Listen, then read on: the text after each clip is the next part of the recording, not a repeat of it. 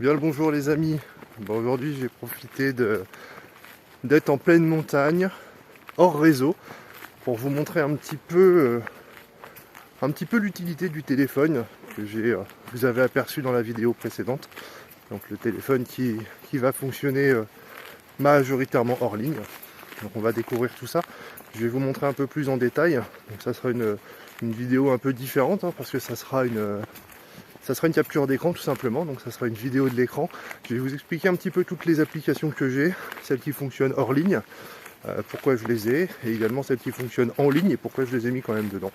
Donc on se retrouve tout de suite avec un format un peu différent, un format numérique, capture d'écran, et je vais vous expliquer un petit peu ce téléphone en détail. Nous voici désormais sur le téléphone. Donc comme vous le voyez au niveau de la batterie tout en haut, c'est un téléphone qui n'a pas de réseau. Je n'ai pas de carte SIM. J'ai du réseau Wi-Fi si besoin lorsque je suis chez moi.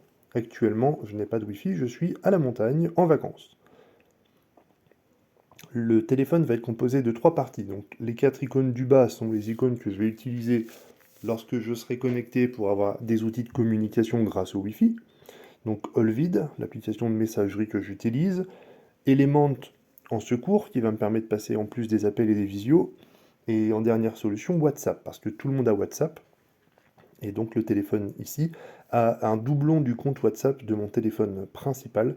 C'est une petite manipulation que je pourrais vous expliquer si vous le voulez. Ça me permet d'avoir le WhatsApp associé au numéro de téléphone de mon téléphone principal et à côté l'appareil photo. Sur la première page, vous avez toutes les applications qui vont fonctionner hors ligne. Et sur la deuxième page, vous allez avoir les applications que je peux utiliser lorsque je suis en ligne grâce à un Wi-Fi.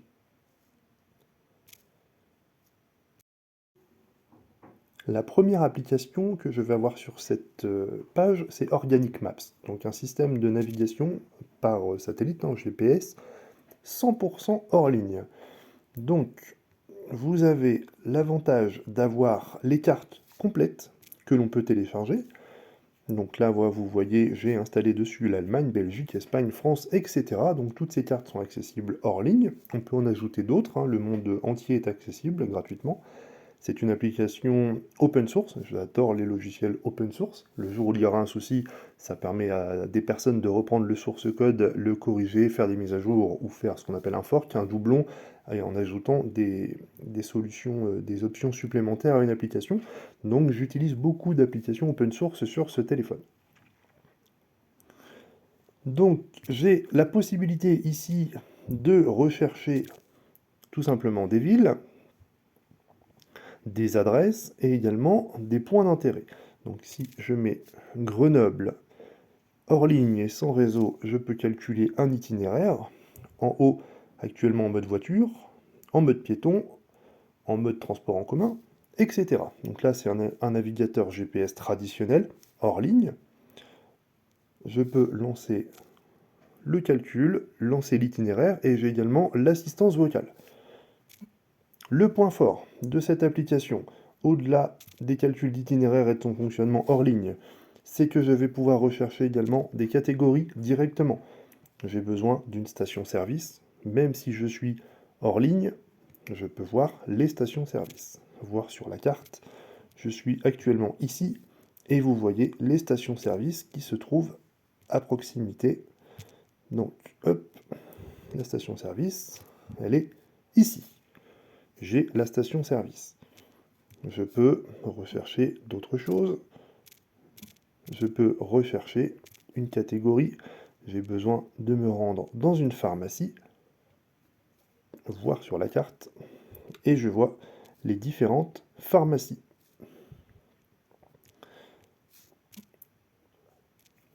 Je peux afficher les parcours de randonnée ou les désactiver. Donc j'ai également tous les sentiers hors route qui me permettent de me déplacer dans les chemins de randonnée, montagnes, etc. Je peux avoir la cartographie du terrain avec les courbes de hauteur, comme on le voit ici. Et dernière chose, je peux avoir également hors ligne les cartes de métro.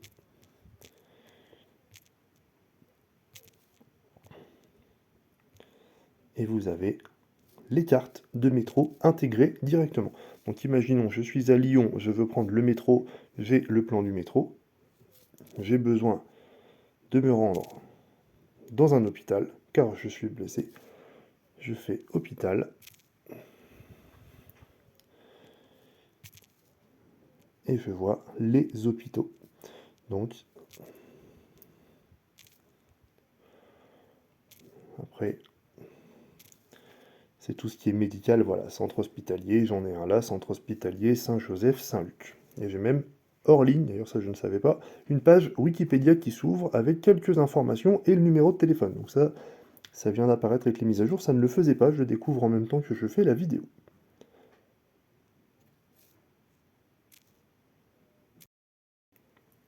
La deuxième application, ça va être tout simplement une simple boussole qui va me permettre de m'orienter. Rien de particulier, on en a tous une souvent de base dans le téléphone, mais c'est un outil qui peut être toujours intéressant à avoir. La troisième application, ce sera Google Traduction. Google Traduction a une possibilité dans les options en haut à droite d'aller dans des langues téléchargées et d'installer des packs de langues. Donc vous voyez, tout cela ne sont pas installés, tout cela sont installés. Ce qui va me permettre de saisir mon texte en français très simplement.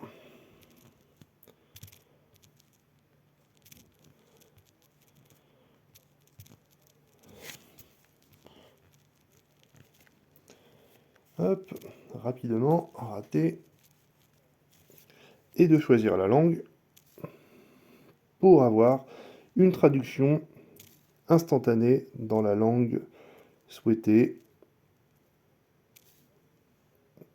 Voilà, donc, et ça marche dans les deux sens. La personne peut me répondre dans sa langue, tout simplement en inversant, et j'ai une traduction instantanément en français. Donc Google Traduction fonctionne parfaitement hors ligne, avec toutes les langues qui peuvent être utiles par chez nous.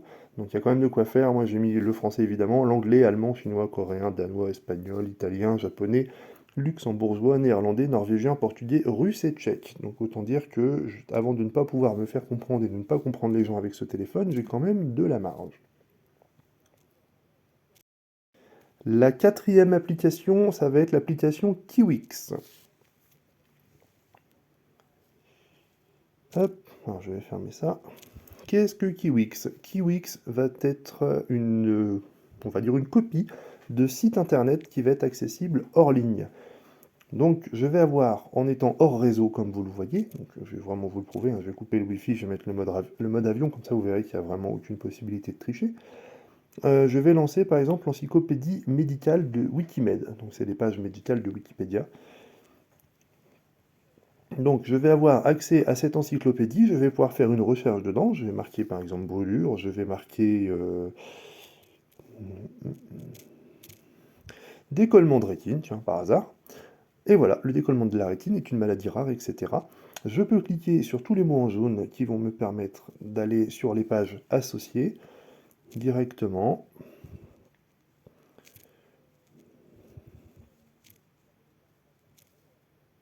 Naviguer sur toute cette base de connaissances hors ligne. Donc, dedans, j'ai Wikimed. Apprenons l'anglais avec Anna, c'est pour avoir des petits cours d'anglais par rapport à Victoire, ça permet de l'occuper hors ligne. Wikidia, c'est une encyclopédie pour les 8-13 ans, donc c'est une encyclopédie simplifiée. Je vais avoir Wikio, donc vous voyez ce sont quand même des gros fichiers, hein, 15 gigas, le Wikio, mais il y a 27 700 articles dedans. Je vais pouvoir choisir des catégories, on va dire communication, éducation. J'ai besoin de savoir apprendre à lire, écrire à la première personne, étudier 5 minutes, se préparer à donner un cours. Hop, et je vais avoir toute la page Wikio accessible hors ligne. Et j'ai également, alors je vais fermer ça parce que les fichiers sont gros et ça prend quand même pas mal de ressources. Je vais avoir également, et très important, Wikipédia. Le fichier fait 16 Go, mais j'ai 2 600 000 articles. Autant dire que j'ai la connaissance du monde entier dans le téléphone accessible hors ligne. Je peux taper n'importe quelle ville, par exemple. Je vais taper Poitiers.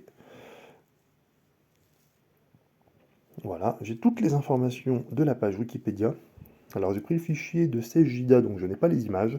Avec les images, on monte à 44 ou 47 Go, donc je ne l'ai pas mis, c'était un petit peu lourd à supporter pour le téléphone. Même principe, hein, évidemment, on est dans la même application, donc tous les mots en jaune sont des liens vers d'autres pages. Hop, et je peux cliquer et je peux naviguer de page en page, faire mes recherches, etc. directement sur la base de ces articles.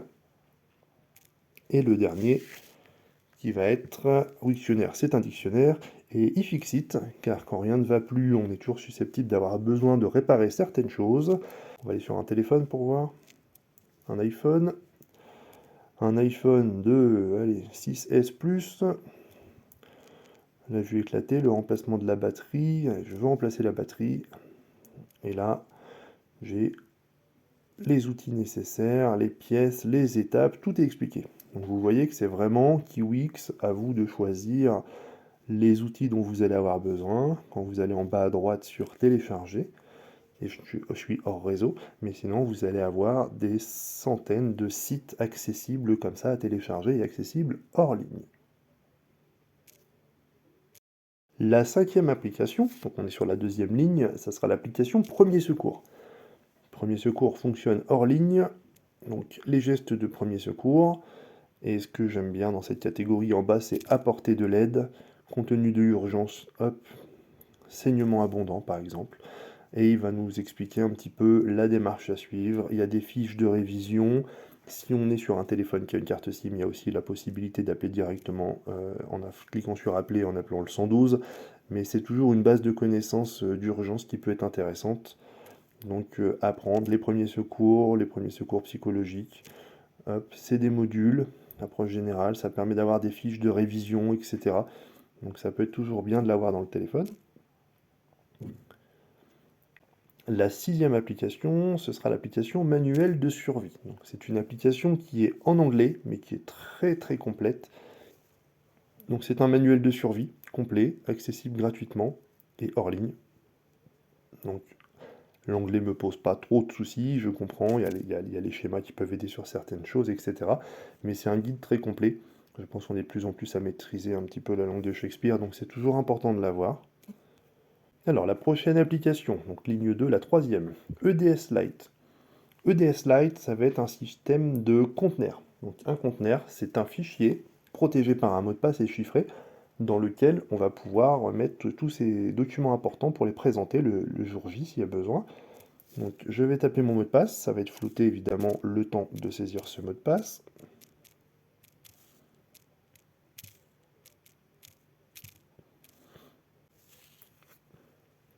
Donc, déchiffrement en cours, là je vais avoir moi dans mon dossier tout ce qui est biens et services, Allvid c'est mes clés de récupération de mes comptes, sécurité c'est mes clés de chiffrement, tout ce qui est vie civile et tout ce qui est vie professionnelle. Donc si je vais dans vie civile, identité, Laurent, dedans, donc ce sont des fichiers PDF hein, que je peux ouvrir dès que besoin. Je vais avoir l'attestation de droit, ma carte électorale, une photocopie de ma carte bleue, ma carte vitale, mon groupe sanguin, mon livret de famille, etc. Donc si je clique sur un document, on va aller donc dans biens et services, véhicules, les cartes grises des véhicules, je vais prendre celle-là, je vais flouter, mais dès que je vais ouvrir, vous allez avoir aussitôt votre document en PDF qui va s'ouvrir. Et le jour où je n'ai pas de papier sur moi, où je suis parti, dans ce conteneur-là, j'ai tous mes documents importants, tous mes bulletins de salaire, tous mes titres de propriété, de crédit, les documents d'identité, les documents bancaires, etc. Donc ça me permet d'avoir une copie numérique de tous les documents que j'estime importants pour moi directement dans ce téléphone, chiffré. Une fois que j'ai fini, je clique sur le menu, je clique sur le bouclier de mon conteneur, ça me referme le conteneur et ça bloque toutes les données qui étaient en mémoire, donc les fichiers ne peuvent même pas être réouverts en mémoire. Alors la huitième application, ça va être lampe de poche, tout simplement. Il y a une lampe de poche d'origine dans le téléphone. L'avantage de celle-là, c'est qu'elle est un petit peu différente. Je vais avoir le premier icône, le grand, qui va m'ouvrir la lampe de poche du téléphone. Le deuxième icône, Ça va permettre de modifier la couleur de l'écran et donc d'allumer d'une couleur bien spécifique. Ça peut être pratique la nuit lorsqu'on est dans une tente pour ne pas trop s'abîmer les yeux. Le mode SOS qui va faire du Morse SOS avec le flash. Et le dernier mode qui va être un mode stroboscopique, donc clignotant, sur lequel nous allons pouvoir préciser la fréquence de clignotement de la LED. Donc ça permet de se signaler. Une LED dans le noir complet, c'est quand même visible à plusieurs centaines de mètres, donc ça permet de se signaler en cas de problème et d'être visible grâce à une application. Et le flash attire plus l'œil qu'une lumière fixe. Ensuite, je vais avoir un agenda, un enregistreur vocal et une galerie, donc tout ça fonctionne évidemment hors ligne. Read Era que je bouge ici, c'est tout simplement une liseuse de livres électroniques, format EPUB, e-book, etc. Ça permet d'avoir un petit peu de lecture. Le jour où j'ai pas de réseau, j'ai Wikipédia, etc. sur Kiwix, mais j'ai aussi des livres numériques à lire directement dedans. Rattlegram, je ne vais pas le lancer parce que j'ai fait une vidéo précédemment, j'ai dû la refaire parce que dès que je l'ouvre, ça me coupe le micro. Rattlegram, ça va être un moyen d'envoyer des messages écrits d'opérateur à opérateur grâce à des radios, donc UHF, VHF, CB, etc. Je vais saisir un texte, il va me le transformer en une onde radio, comment dire, un simple son qui va être transmis par le talkie.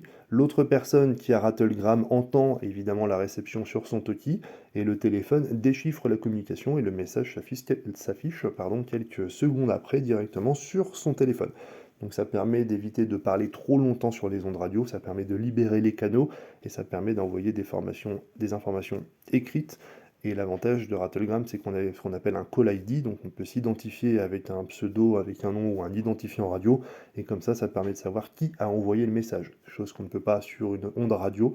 Là, on a une identification en plus qui est intégrée. Et ensuite, en bas, vous avez les deux applications Bitwarden et Simple Note. Alors, elles sont un petit peu plus basses parce qu'elles fonctionnent en ligne et hors ligne. Elles vont se synchroniser lorsqu'elles seront en ligne, mais par contre, elles sont quand même accessibles hors ligne. Bitwarden, c'est un gestionnaire de mots de passe, open source évidemment, comme beaucoup de ces applications. Ça va me permettre d'avoir accès à tous mes mots de passe, à des notes sécurisées et des choses très importantes qui sont stockées dedans, telles que des identifiants, des numéros bancaires, etc. Ces notes sont sécurisées et inaccessibles. Euh, je peux ajouter des fiches, des mots de passe dedans, et dès que j'aurai accès à Internet, Bitwarden se mettra à jour. Et Simple Note, c'est le même principe, là c'est un gestionnaire de notes, un peu comme Evernote, comme Google Keep, open source également, avec la même fonctionnalité qui va permettre de synchroniser entre tous nos périphériques, mais qui fonctionne hors ligne si besoin.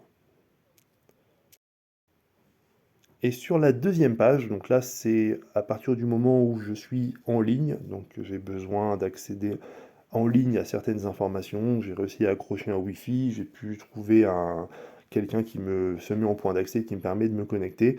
Donc là, je ne vais pas ouvrir les applications, c'est un choix d'application à moi qui m'est propre. VPN Unlimited, tout simplement, j'ai un VPN, j'ai un compte à vie sur ce VPN qui est no-log, donc je l'ai installé dessus.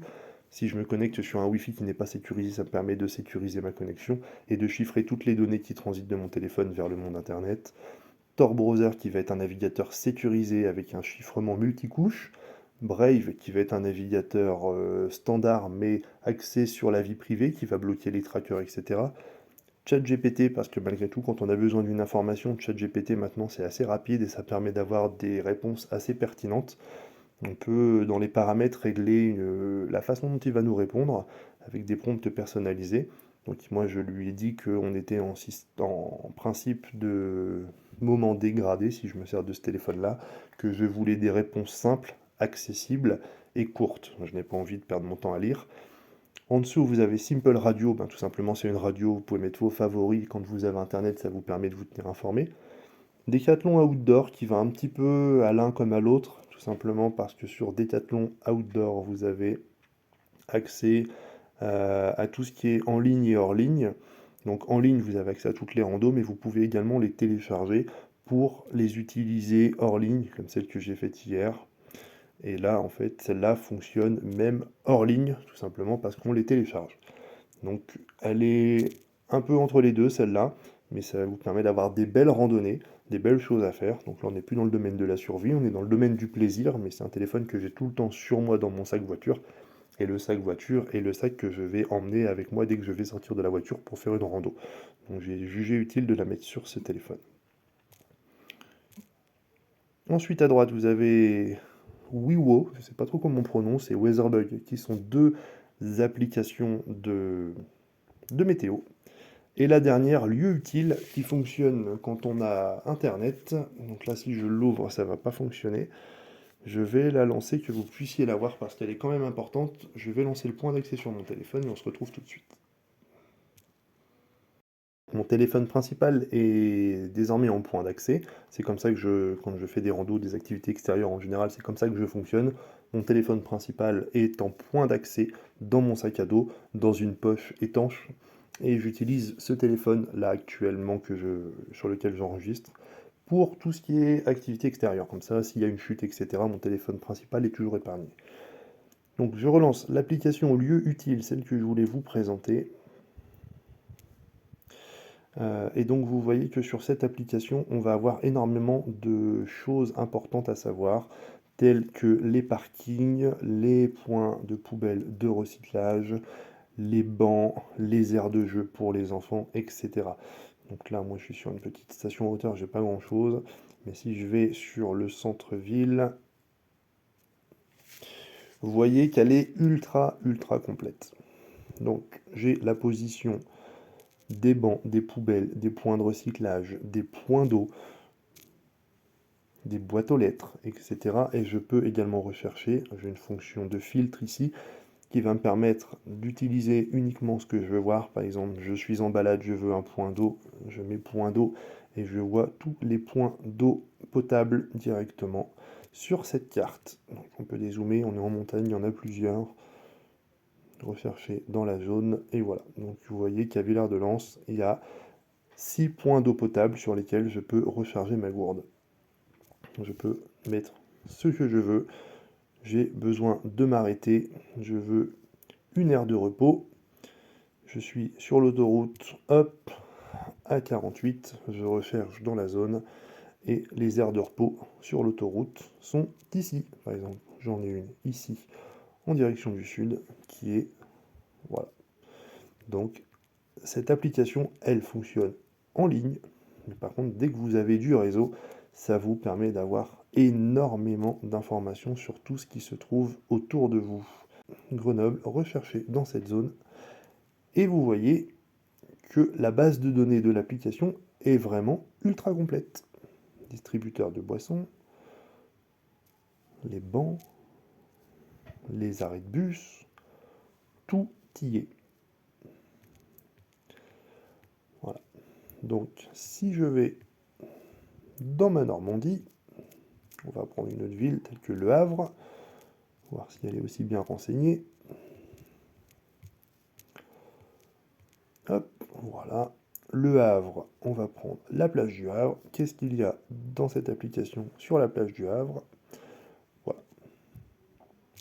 Donc on ne peut pas faire plus complet. Grâce à cette application, dès que vous avez du réseau, vous savez exactement tout ce qui peut être utile de savoir autour de vous.